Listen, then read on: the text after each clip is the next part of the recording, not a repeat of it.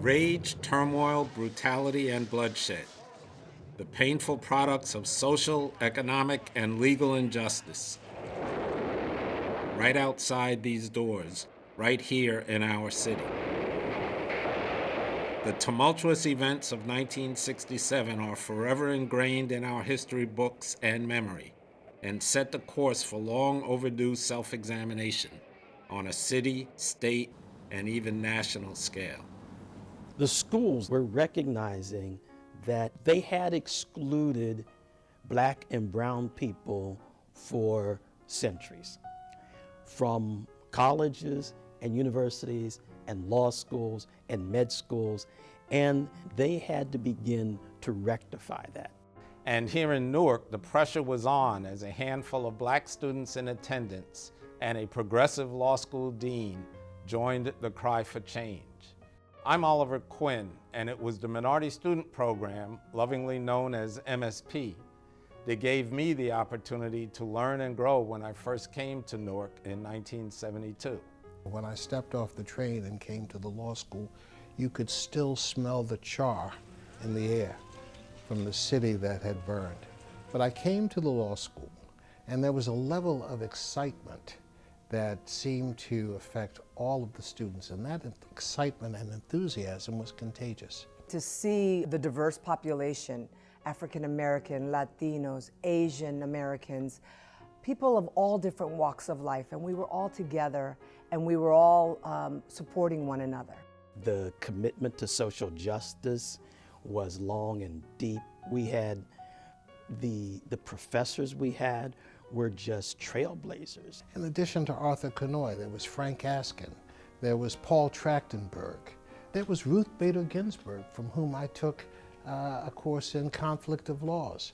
The training that I gained at Rutgers in my law school education, I really carried through entering into the world of government under a Republican administration, ending in a Republican administration, a couple Democrats thrown in the middle.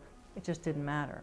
It was really working from principles of equity and fairness and empathy. I've always described Rutgers Law and my MSP experience here as being transformational because the diversity allowed me to see many, many different perspectives that I just, quite frankly, didn't appreciate.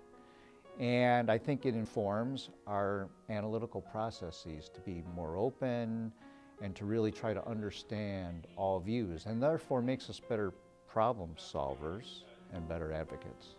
When you have lawyers that not only can represent you, but that you can also feel at ease with, that you can feel comfortable sharing your thoughts, sharing your facts, sharing your story, that's critical, I think, for the society at large. And it is important for us to remember that it should reflect or mirror the community it serves. We're not monolithic, we're not monochromatic, we are a beautiful tapestry of so many kinds of people and languages and colors and religions who have never really been, frankly, more under attack than today. When I was a young boy and learning history, a story I found compelling was the Japanese-American internment during World War II.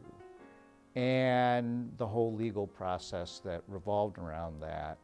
And you look at today, it is clear that that shows there's always a need, and I think there always will be a need for more diverse lawyers to continue to advocate for all types of constituencies.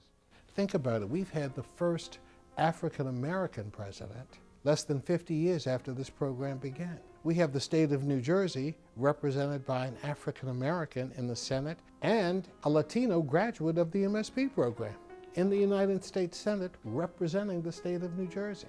When we talk about profound change, we need only examine the institutions that service our lives in this state to see how important and how impactful the MSP program has been.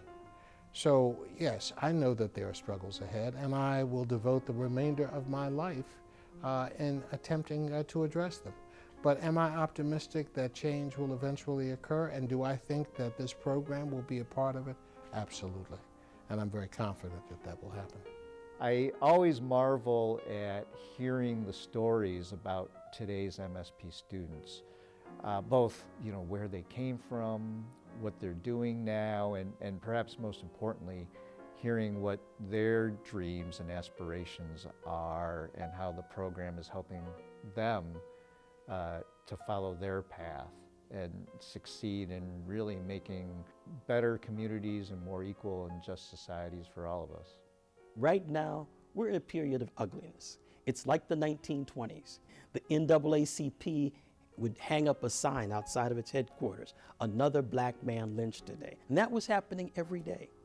And now is even more important for lawyers in this kind of program from this kind of school to stand strong, look ahead, see what we need to do and to do it, and have the capability to do it.